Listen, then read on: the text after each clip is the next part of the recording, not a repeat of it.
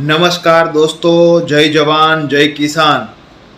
આજની આપણી એક ખૂબ અતિ મહત્ત્વની વાત છે જે હું તમારા ફેસબુક મીડિયા સુધી કરવા માગું છું. ખાસ કરીને આજે દશેરા અને ઘણી બધી જગ્યાએ કાલે આ રીતની એક ગુજરાતી તિથિ પ્રમાણે એક થોડુંક અસમંજસ છે, પરંતુ છેલ્લા 4 થી 5 દિવસથી સમગ્ર ગુજરાતની અંદર વરસાદનો ધોમ માહોલ જામ્યો છે.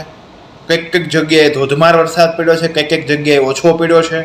અમરેલી હોય, જુનાગઢ હોય, પોરબંદર હોય, ગીર સોમનાથ હોય, ઘેડ વિસ્તાર હોય, સુરેન્દ્રનગર હોય, અમદાવાદ ગ્રામ્ય હોય, સુરત ગ્રામ્ય હોય, આ તમામ વિસ્તારોમાં ક્યાંક ને ક્યાંક જે મૂળ ખેડૂત સંવેદનશીલ વિસ્તારો છે, જ્યાં પાક લેવાય છે, ખેતીઓ થાય છે, ખેતીલાયક જમીન છે, આ તમામ જગ્યા ઉપર ક્યાંક ને ક્યાંક વરસાદના કારણે મગફળી, સોયાબીન, તલી, કપાસ, વિવિધ જાતના પાકોની અંદર ભયંકર પ્રમાણમાં નુકસાની છે. કંઈક જગ્યાએ સોયાબીન અને મગફળીના પાથરા તૈયાર છે, કંઈક જગ્યાએ પાથરા કાઢવાના છે, હલર થ્રેશર ચાલે છે, હાર્વેસ્ટરો ચાલે છે.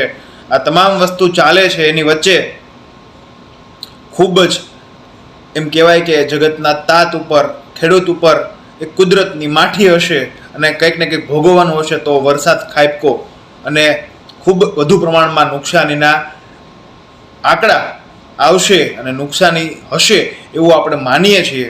પણ આજ મને વાત કરતાં એ નવાઈ લાગશે કે થોડા જ દિવસ પહેલાં જે મગફળીના ટેકાના ભાવે સરકાર ખરીદશે આ વાત હતી, તેમાં દરેક ખેડૂત મિત્રો ઈ સમૃદ્ધિ પોર્ટલમાં જઈને પોતાનું જેટલી મગફળી હોય તે ટેકાના ભાવમાં મગફળી દર્શાવશે.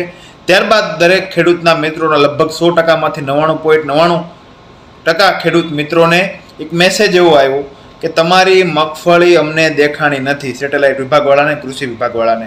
તો ફરી વખત રીસર્વે કરાવો, તલાટી પાસે જાઓ, ગ્રામ સેવક પાસે જાઓ.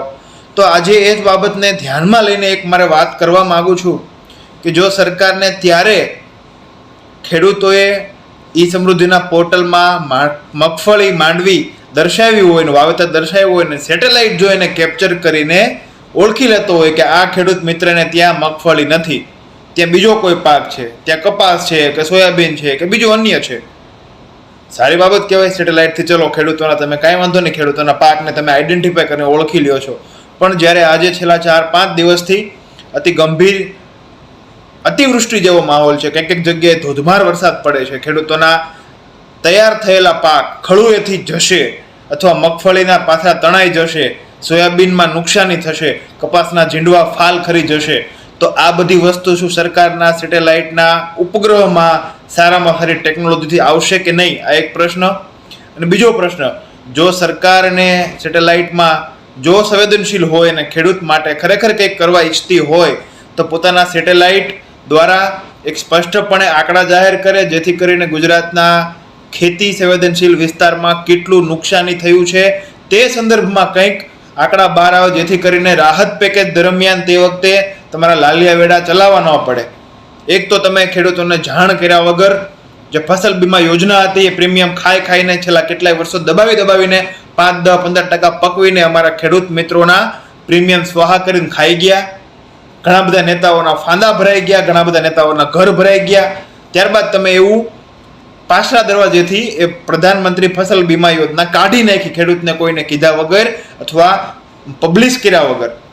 કાંઈ વાંધો નહીં, ચાલો ખેડૂતોના પેટે પાટા તમે મારો જ છો, હજી એક પાટું.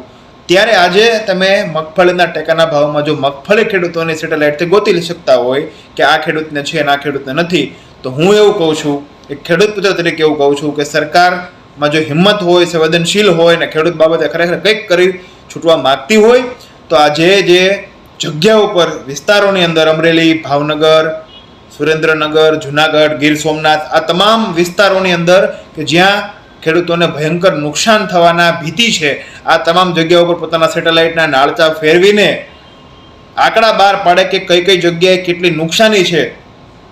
અધરવાઇઝ સરકારને જો સેટેલાઇટ એટલા પૂરતા ન પડી શકતા હોય તો દરેક વિસ્તારના જે તે ખેડૂતોની મંડળીના કિસાન સંગઠનોથી માંડીને એ તમામનો સંપર્ક કરે, જેથી કરીને સાચા આંકડા આવે, જેથી કરીને તમારે જે રાહત પેકેજ આપવાની વાત છે અથવા ખેડૂતોને કંઈક રાહત મદદ કરવાની વાત છે એમાં અસરકારક રહી શકે.